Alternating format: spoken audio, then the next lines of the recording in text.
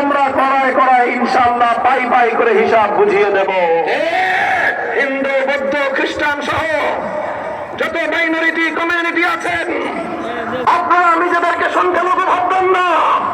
আপনারা আমাদের এগিয়ে চলো।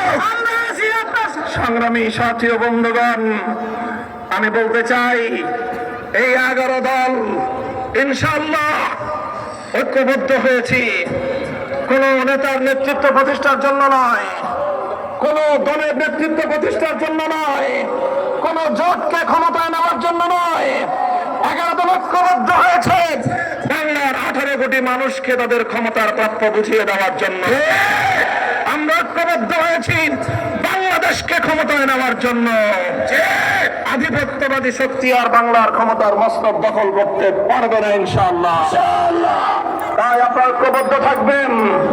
প্রত্যেকটি মানুষকে, প্রত্যেক ধর্মাবলম্বীদেরকে যার যার প্রাপ্য ইনশাআল্লাহ আমরা কড়াই কড়াই ইনশাআল্লাহ পাই পাই করে হিসাব বুঝিয়ে দেব। হিন্দু বৌদ্ধ খ্রিস্টান সহ যত মাইনরিটি কমিউনিটি আছেন, আপনারা নিজেদেরকে সংখ্যালঘু